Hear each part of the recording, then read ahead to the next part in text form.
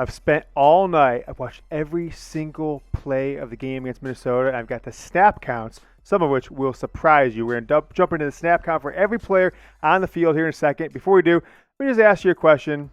Have you subscribed to the channel not yet? If you haven't, please do. I am Weatherman James. This is today's forecast. This is today's weather right here. We're trying to forecast 9,000 subs right here. So subscribe to the channel. We're putting out videos almost every single day. It's the Michigan Football Report coming up right now.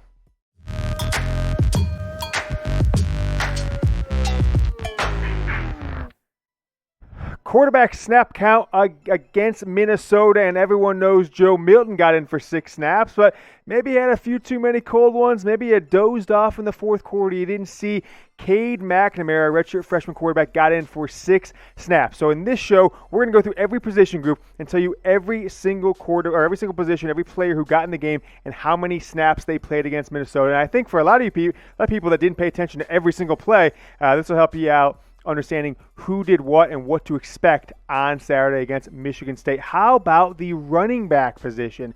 This is a surprise because the man was in on the first play of the game. Blake Corum, true freshman. Him and Zach Charbonnet were kind of a 2 running back backfield, but these snaps really surprised me. Hassan Haskins only in 7 snaps of the game. That's surprising because he scored 2 damn touchdowns. Blake Corum, first play of the game, 24 some yards on a swing pass, which is speed and space. Zach Charbonnet, I think, is the true starter. But in a lot of ways, if you get the most snaps and you're in the first possession, first drive, first play, you kind of have a good argument that you're the starter. So we'll see who gets that first drive against Michigan State. Corum, Charbonnet, maybe Evans, maybe it happens. But I have never had a Michigan football team, at least in the last 20 years, that's at this much running back depth. But the question is to you guys, who will be the starting running back versus Michigan State? Quantify it however you want, but go down in the comments section and let me know. Just type the player's name. Say starting running back Charbonnet, starting running back Corum, whatever you want to say. I'll know what you're talking about. I'll jump in, respond to you guys' questions or predictions throughout the rest of the day in the comment sections. But my take on the running back position is it is loaded, and it is very exciting to know that if a player gets injured, Zach Charbonnet, I was the one who broke that story last year about his knee and got surgery midseason. If he were to get injured, we're not relying on switching a linebacker to running back like Hassan Haskins had to do last year. We're not freaking out if Chris Evans gets suspended for academic issues like he was last year. You've got 4 running backs who I feel good with. Now, they all might not be the best guy for the job to be the only player, but if you go to 4-3, 4-2, you're still feeling pretty dang good. Let's go to the wide receiver group for the Michigan Wolverines. Mike Sainristil, actually the most snaps from the Wolverines from a wide receiver position.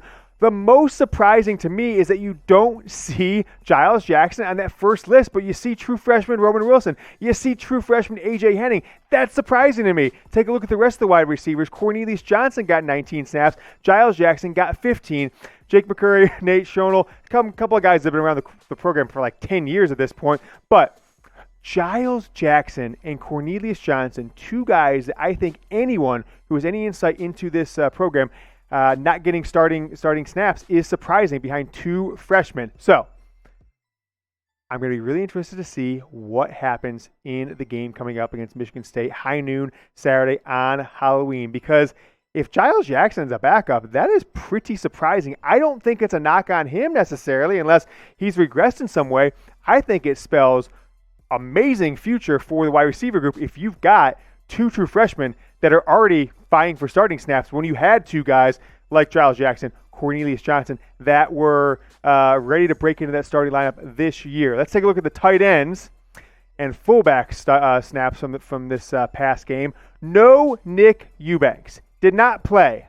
I don't know if I'm not following Jim Harbaugh's every word. I give my opinion. I'm opinionist. I don't need Jim Harbaugh to tell me what he thinks about the team. So he might have said why Nick Eubanks has now. I don't watch his press conferences most times, but Erick All got the start, and frankly, he looked awesome. Dropped 1 pass, and they went right back to Ben Mason on the next play. Mason got in the end zone, and All was downfield blocking. But I thought Erick All looked like, I don't know, Braylon Edwards. What's the A hybrid tight end wide receiver. I was thinking the player Dylan that went for the Michigan player, went on to the Panthers like 4 years ago. I'm just missing his name at this point. Whatever. You guys know what I'm talking about. The tight end wide receiver combo. Luke Schoonmaker got in some snaps, and Carter Selzer, never heard of him. Let's take a look at the offensive line for the Wolverines. Your starting five got the most snaps, that's clear. 56 snaps for Jalen Mayfield, Chuck Filiaga. They were in for every snap. So was center Andrew Vastardis, which they all played really good. Let's just get that out of the way. Ryan Hayes and Andrew Stueber were the first ones to come out. But how about Joel Honigford? You'll see in this next one. I could be crazy, but I feel like Joel Honigford changed numbers, and they didn't even put it in the program because he was in there on snaps wearing a different number as a 6 offensive lineman. Maybe all 9 of those snaps. I'll have to go back and count every single one. But that was interesting. They brought in 6 offensive linemen with Honigford kind of being in the tight end role, but he's an offensive lineman and he's wearing a tight end's number. So it's pretty interesting. Karsen Barnhart, Zak Zinter, a couple young guys got in 6 snaps as well at the offensive guard position. And then Zach Carpenter, Trente Jones, and Griffin Korican, who the hell knows, they all got 1 snap each. So not much. Maybe it was the last snap of the game. I'm not really sure. But I want to know from you guys, Michigan State. I put on Twitter this morning, just bet it. Please bet this game because I think Michigan's going to win by at least 50 points. I'm not even joking. Look, I've been known to just say wacky things in my life, but I would not be surprised if Michigan scores 65 points against Michigan State. That's how bad they are. And I think Jim Harbaugh wants to set the tone with this new coach, Mel Tucker. So here's my word to you. Go down in the comment section and pin this comment below. Michigan State, predict the score, and I'm guessing you're going to pick Michigan, but make sure you type who the winner is. First person to predict the score correctly. So if you're like the 5th guy to put 57-0, and that's the score, sorry, the first one, I'm going to Venmo you $25 in the day or two after the game. And if you think Michigan's going to win by more than 25 points, you better go over to BetUS, chatsports.com/GoBlue. Make your first deposit. Your boy's hooking you up, 125% deposit bonus. Use promo code GoBlue. Don't not use the URL. Use chatsports.com/GoBlue. Use the promo code GoBlue so you get that 125% bonus. I don't want you sending us emails saying, I never got my bonus. Well, because you probably didn't use the URL and the code. Go get it. Sports gambling, no longer illegal. Big Gretch signed the bill into law a year ago. I'm not sure what they're doing in the state, why you can't go into MGM and do it. So you do it with BetUS, right from your computer, right from your phone. Bet Michigan, frankly, and bet Ohio State against Penn State because they're going to beat them by at least 30 as well. Let's go over to the defensive side of the ball. The defensive line for the Wolverines, it was the Aiden Hutchinson, Kwity Paye show, and I thought the defensive line altogether looked great. I was surprised, though, that Chris Hinton, I wouldn't have called him a starter, but I guess he was in the first drive, people are saying, and I look back, and okay, that's sense. But when I started paying attention to who was in the game, the second drive, third drive, fourth drive, I saw much more Donovan Jeter. I saw much more this guy coming up here. Julian Welchoff got 14 snaps. I felt like he was in more than Hinton, obviously, but when we went back and saw the tape, you saw Hinton was up there. But it seems to me like Donovan Jeter is the starter. He made more plays, that's for sure, scoring that touchdown. I saw him flying around the ball, and for in 29 snaps, as Hinton was, he didn't get a single statistic. No sacks, no hurries, no tackles, no anything. So he wasn't very effective. How about Mazi Smith? These are the two 2019 recruits that were supposed to be your future for 3 or 4 years in the center of the defensive line. 2 years in, and one's kind of almost starting, the other one's not even to be seen. So hopefully they turn around and start making bigger impact for the Wolverines defensive line. But with the emergence of Welshaw, the emergence of some other folks, it's doing pretty good so far. But here's a question for you. It's a tough one. And we've only seen one game, so this could change. It might be super obvious. It might be super stupid when we look back 5, 6, 7 weeks from now. But better defensive end duo.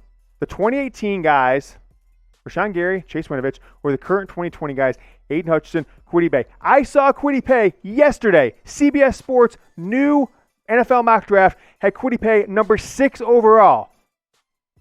Let me just say something. A year ago, if you just said, would Kwity Paye be drafted, I would say, maybe a sixth round. I never would have saw him from the first couple games last year to now, go from a 5th or 6th round pick if he was lucky to all of a sudden, he's a top 10 pick potentially if he keeps going this way. So type 2018 if it's Chase and Rashawn. Type 2020 if it's Aiden and Kwity. I think it'll be pretty obvious by the end of the year whether we're talking crazy here or whether it's a pretty good comparison and this is a pretty close race. But I asked you at the beginning of the show, make sure you do it. I'm going to go, I don't have the weatherman here, so I can't do the funny thing, this and this, but I like this new weatherman set we've got going on. We could say, okay, got this, we've got this, but if you're one of these guys, thank you. If you aren't, get to be one of these guys, help us get to 9,000 subscribers.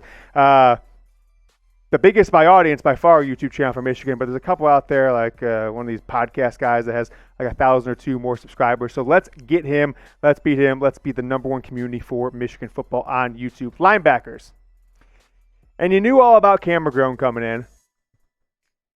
You knew about Josh Ross coming in.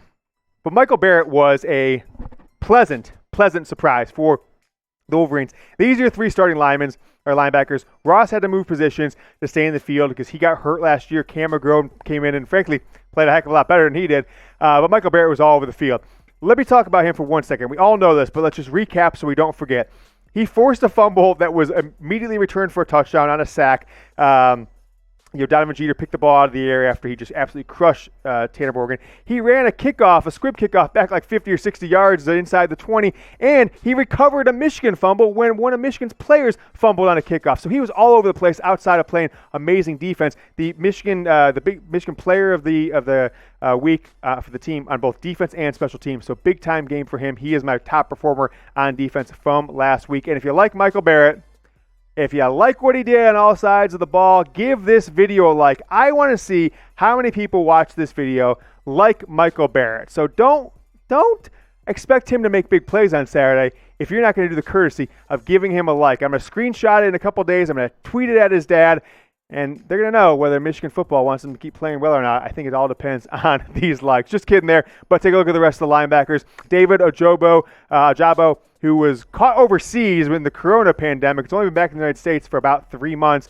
He had 6 snaps. Kalel Bullings, 3. And Shibley, and it was a walk-on, and William Mohan, younger guy, 1 snap. So, not a ton, but you can rotate in guys a lot more on defense, especially when you're up by 2 or 3 scores late in the game. The cornerbacks were really the biggest question mark on this team. You lost Ambry Thomas, who opted out. I don't think it's a really good idea because, frankly, he wasn't better than Lavert Hill last year, and Lavert Hill did not get drafted. So why would Ambry Thomas, who was not better than Lavert Hill, why would he get drafted if he doesn't even play? So here's what I think on the quarterbacks, okay?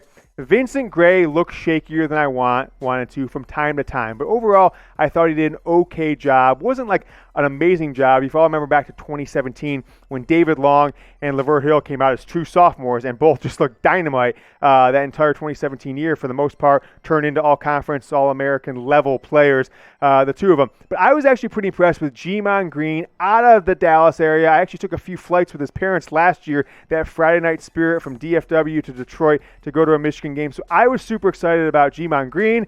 He played better than what I thought of Vincent Gray, but I'm not a quarterback expert. We'll see what progresses as the season goes on. Hopefully some more depth can come back because we didn't see a ton of it from that cornerback role. Safety, though, a lot of guys got playing time. And what's with you haters? I said I thought Makari Page played pretty well, and he looked the part from a size perspective at 6'3", 190. And you guys got so many hateful comments, you haters and you losers, talking trash about a young man from the state of Michigan getting 52 snaps in his first game. So no more talking trash about Makari Page. It is not permitted in the comment section. Hawkins had a decent game. Dax Hill injured in the end of the second quarter. He will play. But for those Makari Page haters, I will say this one more time. If he played so bad like you guys say, which I don't think is the case, maybe he was caught off guard on a run or something like that, but he was in the entire second half, and Minnesota scored 7 points on their first drive, and they went 25 straight minutes without scoring. So if he was that big of a liability, like you guys want to trash talk him, Minnesota scored a heck of a lot more points than 7. So that is all I have to say about Makari Page. And that is today's show. I hope you found it insightful that we're telling you how many snaps each guy played. If you like it, like the video, subscribe to the channel. Most importantly, hit that sub. Let's get to 9,000 ASAP. I've got 2 more Michigan football videos for you right here, a video from Tuesday and my video from Saturday. Go Blue.